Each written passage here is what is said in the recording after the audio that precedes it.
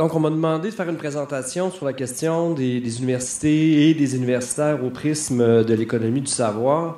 Donc, d'emblée, je veux dire, un peu du point de vue à partir duquel j'aborde cette question-là. D'une part, moi, je suis politologue, donc la perspective à partir de laquelle j'aborde cette question-là, c'est celle principalement de l'économie politique, mais avec aussi des questionnements, on pourrait dire, philosophiques qui entourent ces raisonnements-là. Donc, je m'inspire, puis vous allez voir dans ma présentation, d'un certain nombre de penseurs dans cette tradition qui ont réfléchi à cette question depuis un certain nombre d'années, dont vous allez voir, il y a Thorstein Veblen, qui est un sociologue de l'économie classique, qui a déjà réfléchi à ça, Michel Freytag, ici au Québec, ainsi qu'un certain nombre d'auteurs.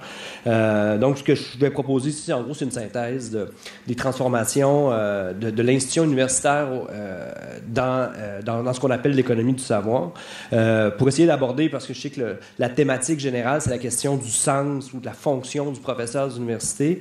Selon moi, pour aborder cette question-là, il faut a priori essayer de questionner quelles sont les finalités de l'enseignement supérieur. Donc, d'emblée, je dirais, ma thèse, je l'énoncerai ainsi. L'économie du savoir, qu'est-ce que c'est? On pourrait dire, en gros, c'est une idéologie qui vise à modifier radicalement la finalité des institutions universitaires. On pourrait décliner son programme, le programme de l'économie du savoir, autour de 5 axes qui sont assez étroitement associés puis qui participent, on pourrait dire, d'une cohérence, une cohérence qui est assez finalisée. Je vais les énumérer sans les décliner ou les expliciter directement, mais je vais en parler tout au long de mon exposé. Donc, premièrement, ça va être discuté, je pense, dans le cadre des journées de réflexion. Premièrement, les réformes de la gouvernance. Deuxièmement, des réformes du financement. Troisièmement, réforme de la pédagogie et des programmes. Quatrièmement, mise en place de mécanismes d'assurance qualité. Et cinquièmement, mise en place d'un nouveau régime de privatisation de la connaissance. Donc, c'est un peu ce dont je vais discuter. Pas nécessairement dans l'ordre, mais ça va être les grands axes autour duquel je vais essayer de porter ma réflexion. Principalement, pour essayer de comprendre la transformation des finalités des institutions universitaires, il faut regarder l'articulation entre 3 grandes institutions dans nos sociétés modernes. Le rôle de l'État, les grandes entreprises et les universités, puis voir comment est-ce que l'articulation de ces 3 institutions-là vont se modifier historiquement, puis qui vont faire en sorte justement de passer à une transformation assez importante du rôle, du moins de l'idée qu'on se faisait traditionnellement de l'université. On pourrait dire l'idée qui était celle d'une transmission critique de la connaissance, d'une production synthétique de ces connaissances-là, à celle d'une nouvelle finalité qui serait contribuer à créer des profits pour les corporations, les grandes entreprises, participer à la compétitivité nationale, également produire du capital humain pour faciliter la croissance économique. Je pense que là, on pourrait schématiser cette transformation-là à travers ces axes-là. Donc, mon exposé, je vais essayer de parler de 3 choses assez brièvement dans le temps qui m'est imparti. Premièrement, l'incorporation de l'université à l'ère de la globalisation, du capitalisme financiarisé. Donc, par incorporation, je vais revenir en détail plus vers la fin de l'exposé, mais je dirais, on pourrait dire, c'est le passage d'une institution à une organisation. Deuxièmement, la question de l'austérité, puis les réformes des universités au Canada et au Québec. Puis, troisièmement, essayer de conclure sur justement la question du sens ou des finalités de l'université. Comment est-ce qu'on peut les repenser à l'heure actuelle. Premier point, la question de l'incorporation des universités. Je vais me baser sur un ouvrage d'un historien des sciences puis de l'économie qui s'appelle Philip Mirowski, qui a écrit un excellent bouquin qui s'appelle Science Smart. Puis dans son livre, il soutient qu'il est possible de comprendre la complémentarité institutionnelle entre la transformation des institutions politiques, des institutions économiques, des institutions d'enseignement dans une perspective historique. Puis lui, il trace 3 périodes historiques. Il dit, c'est le modèle américain, mais comme on est tous un peu colonisés par les Américains, c'est à peu près le modèle qu'on va suivre ici, puis qu'on va suivre un peu partout à travers le monde. Le premier modèle, il va l'appeler le régime des capitaines de l'érudition. Là, c'est une référence à Veblen, pour ceux qui connaissent Veblen, donc qui date de fin du 19e siècle jusqu'à la Deuxième Guerre mondiale. Deuxième modèle qui va appeler le régime de la guerre froide, donc Deuxième Guerre mondiale jusqu'à 1980. Puis le troisième modèle, celui dans lequel on se retrouve à l'heure actuelle, qui va appeler le régime global du savoir privatisé. C'est celui qu'on va appeler de l'économie du savoir. Donc le premier modèle, on peut dire, c'est l'idéal type qui correspond de l'université, puis de l'universitaire finalement, qui correspond en gros au modèle qu'on va dire de l'université humboldtienne, hein, qui visait à produire ce qu'on appelait des honnêtes hommes, des bourgeois cultivés, c'est-à-dire des individus aptes à juger, à trancher raisonnablement et rigoureusement. On peut dire que c'est le modèle idéal, normatif, dont se réclament la plupart des universitaires pour défendre leur autonomie. Hein, donc, autonomie qui est, somme toute, relative parce que dans le modèle humboldtien, elle repose comme sa condition de possibilité, c'est le financement de l'État qui est toujours relatif. Donc, la fonction de l'université est vue comme une institution de recherche pure et désintéressée. Il doit y régner la liberté d'enseignement et de recherche qui permet à l'université de poursuivre l'idée d'une science pure dans le domaine des humanités et des sciences exactes, sans aucune préoccupation utilitaire, à l'abri des différents intérêts spécifiques ou intérêts particuliers. Donc, pour atteindre cet objectif, l'État se trouve à protéger l'université. Donc, la condition politique, on pourrait dire, d'autonomie de l'université, ben, c'est celle d'un financement qui n'oppose aucune conditionnalité. Deuxième caractéristique qui est importante, l'octroi de l'emploi à vie aux professeurs d'université, le tenure qu'on appelle en anglais. Donc, on donne aux universitaires, dans ce sens-là, un horizon de temps long pour poursuivre leurs recherches, dont l'agenda est posé par eux seuls. C'est le modèle, finalement, du sujet autonome. Donc, sur la base de leur seule motivation intérieure.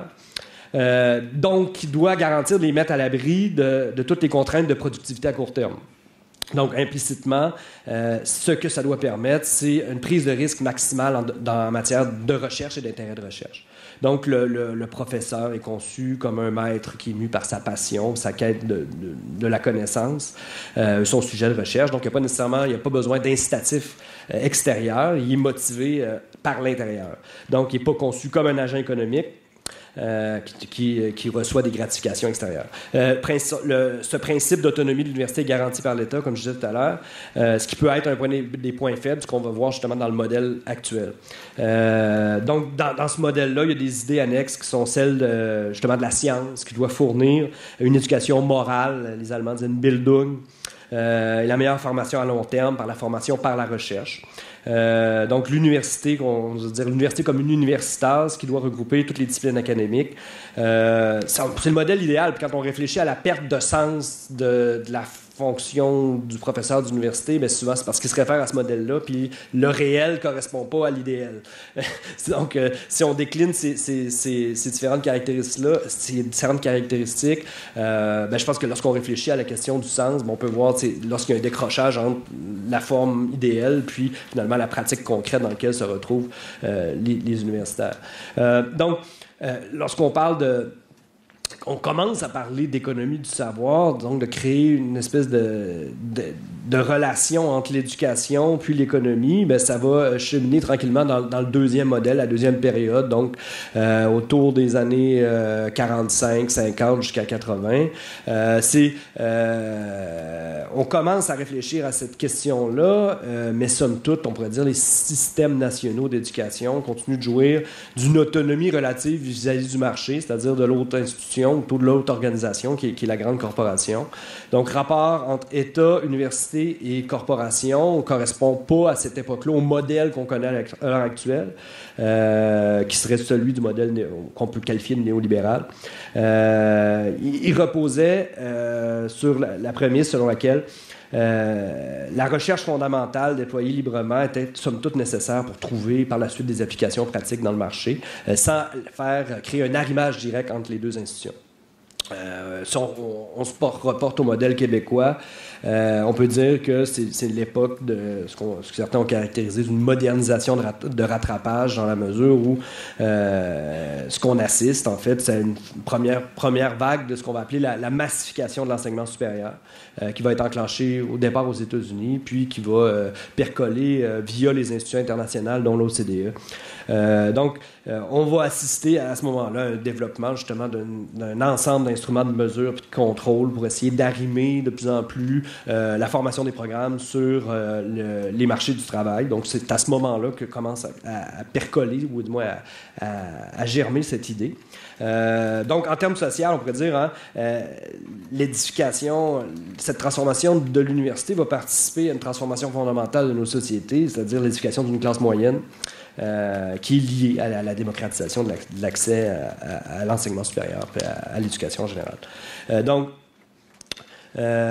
il y avait dans ce modèle-là une tension. Donc, tension entre, on pourrait dire, une conception instrumentale de l'éducation, puis une conception qu'on pourrait qualifier d'humaniste. Donc, cette cohabitation a perduré au sein de l'université jusqu'aux années 80. Donc, aux années 80, beaucoup d'historiens vont parler d'une seconde massification de l'enseignement supérieur, avec la mise en place d'un nouveau régime de développement qui va être qualifié de néolibéral, puis qui va porter l'étiquette d'économie du savoir.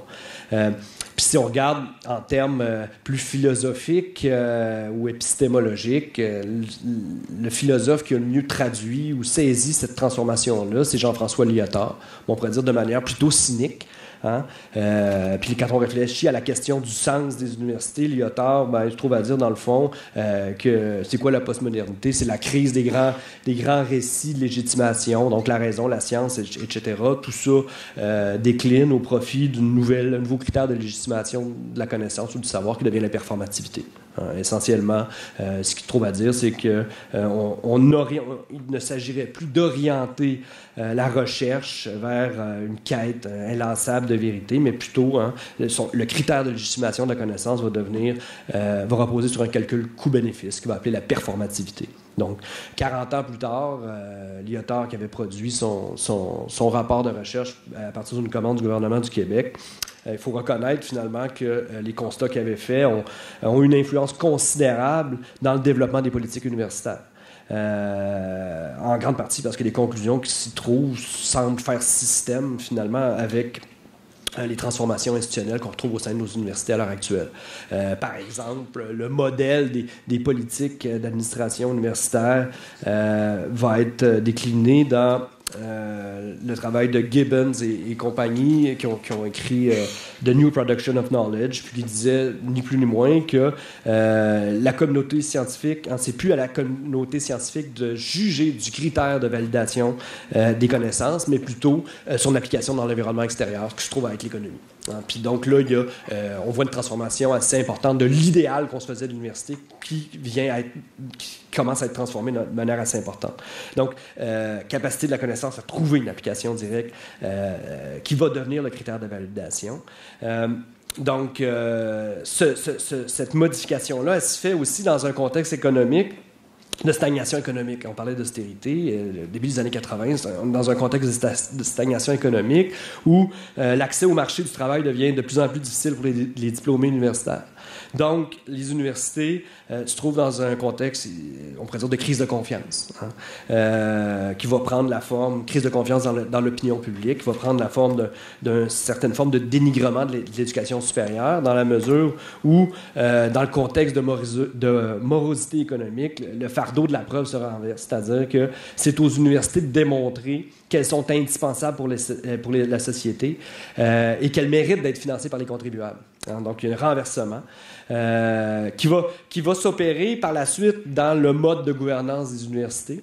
Donc, changement de ce qu'on va appeler justement le régime de production de la connaissance, donc transformer le concept de la connaissance comme bien public en une marchandise, qui se fait dans le contexte finalement où les grandes firmes, les grandes entreprises se trouvent à dégraisser, à faire ce qu'on appelle encore du downsizing, puis transformer le modèle de l'organisation pyramidale en un modèle qu'on va appeler décentralisé et en réseau.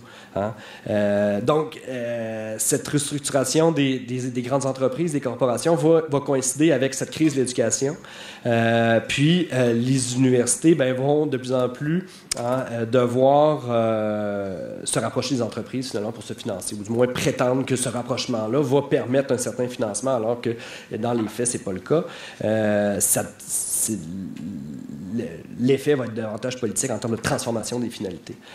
Donc, les grandes entreprises qui faisaient de la recherche et développement vont de plus en plus la sous-traiter vers les universités. C'est le modèle américain qui a été institutionnalisé grâce à des réformes, notamment juridiques, ce qu'on a appelé le Bayh-Dole Act, qui va permettre finalement à la recherche qui est financée publiquement aux États-Unis de pouvoir être commercialisée, ce qui était interdit autrefois. Donc, une transformation juridique qui va avoir un impact important parce qu'elle va s'internationaliser. Quand on parle d'un nouveau régime global de production du savoir privatisé, c'est le modèle qui va être institutionnalisé à l'OMC par la suite à travers le programme ce qu'on appelle l'accord sur les droits de propriété intellectuelle. Donc, c'est un modèle d'internationalisation, de globalisation de l'université qui va avoir un effet sur l'ensemble des universités à travers le monde.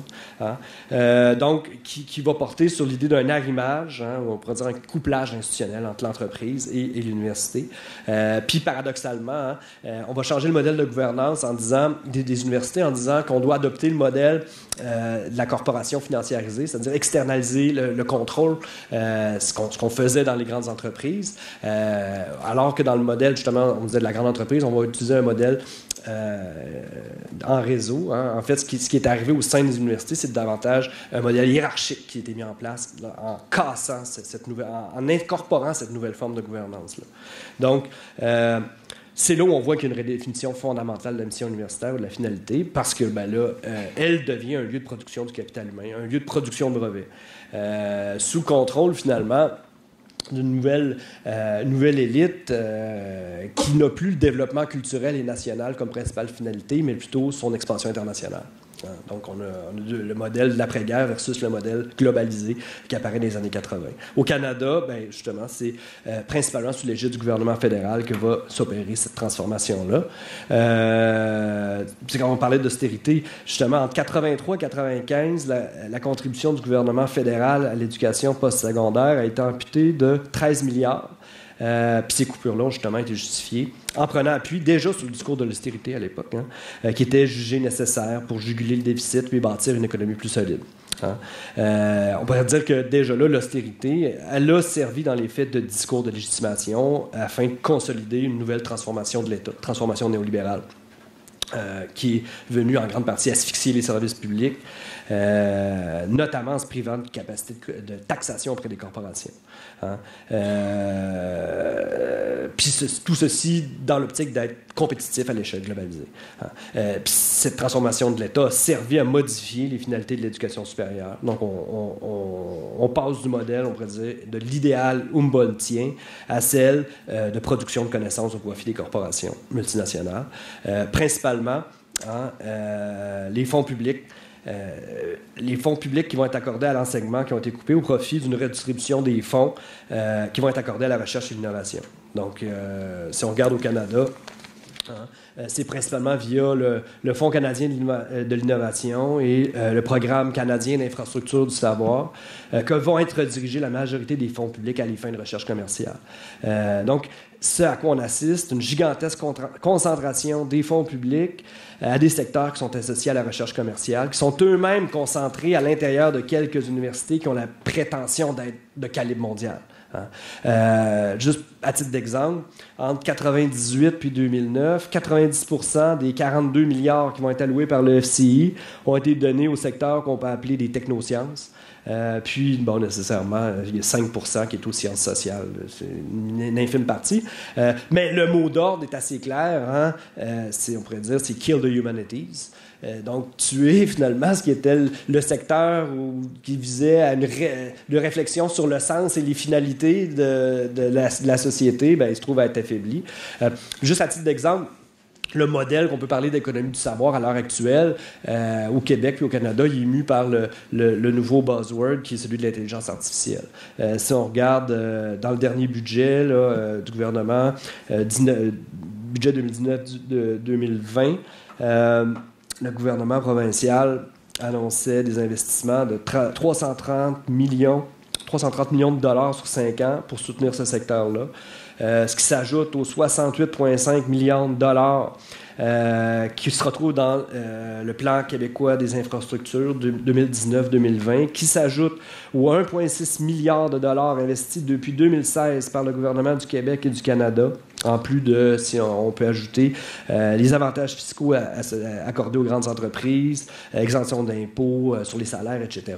Là, on peut dire effectivement qu'on a un modèle de privatisation des profits et de socialisation des pertes. Parfait, 5 minutes, c'est là que je suis rendu. Donc, c'est la nouvelle bulle à partir de laquelle on ne sait même pas s'il va y avoir des retombées effectives, outre pour les actionnaires des grandes entreprises, parce qu'on se trouve finalement à financer publiquement les profits des intérêts financiers. Puis en asphyxiant finalement la mission de l'université. Donc, pour conclure, on peut dire que cet arrimage de production de la connaissance sur l'économie a, dans le domaine de l'éducation supérieure, participé à une transformation de ce qu'on peut appeler une institution en une organisation. C'est le modèle qui est proposé par Michel Freytag, qui est assez éclairant selon moi, parce qu'il dit, dans le fond, une institution, qu'est-ce que ça vise? Ça vise à atteindre un idéal normatif, voire civilisationnel, alors qu'une organisation, elle n'a pas d'autre finalité que sa propre efficience, sa reproduction, puis d'être efficace. Donc, on peut douter, somme toute, de l'efficacité réelle de ce nouveau régime de production de la connaissance. Certains parlent même, finalement, de bulle de l'éducation, de la même manière qu'on pourrait parler d'une bulle financière dans le domaine économique. Bulle qui se manifeste à peu près dans les 5 axes que j'ai déclinés tout à l'heure, dans la réforme de la gouvernance, dans la réforme du financement, lorsqu'on parle de l'endettement du taux d'endettement des étudiants, dans la réforme de la pédagogie des programmes, dans la mesure où on passe d'une formation de professionnels, c'est-à-dire des gens qui sont aptes à juger dans leur domaine particulier de pratique, à une professionnalisation de la formation, c'est-à-dire la conception d'un individu justement comme du capital humain qui doit renouveler son stock de compétences tout au long de sa vie, mais qui n'a plus justement cette faculté de juger qui était le fondement finalement de l'idéal universitaire au départ. Donc, bulle qui est aussi celle du nouveau régime de privatisation de la connaissance. Puis si on regarde justement le cas que j'ai évoqué tout à l'heure de l'intelligence artificielle, c'est une monopolisation de la connaissance au profit des corporations étrangères que sont Google, Facebook et compagnie. Puis c'est à leurs frais qu'on développe la recherche financée publiquement, puis on le fait ici à Montréal. Donc, qu'est-ce qu'on doit faire face à cette menace? Donc, je pense pas que j'ai pas de programme clair de résistance face à cette transformation de l'université en organisation, parce que d'une certaine manière, on peut dire, c'est pas juste l'université qui est en crise, hein, c'est notre société, c'est la modernité même, hein, si on accepte l'idée de la postmodernité. Je pense que pour s'opposer à ça, il faut au départ essayer de concevoir une idée claire et vigoureuse de ce qu'on entend par l'idée de l'université, hein, puis s'entendre là-dessus, ce qui n'est déjà peut-être pas clair. Hein. Donc, proposer en quelque sorte une refondation de l'université, c'est aussi penser que cette université-là est dans un monde, puis que c'est dans ce monde-là aussi, c'est ce monde-là aussi qu'on devra refonder. C'est-à-dire que pour penser des alternatives, il faut réfléchir aux finalités de l'université, nécessairement par-delà la seule injonction à la recherche de l'innovation, puis penser le problème à sa racine, c'est-à-dire qu'il n'y a pas de projet éducatif possible sans un projet de société dans lequel il va s'inscrire également. Je vais terminer là-dessus. Merci.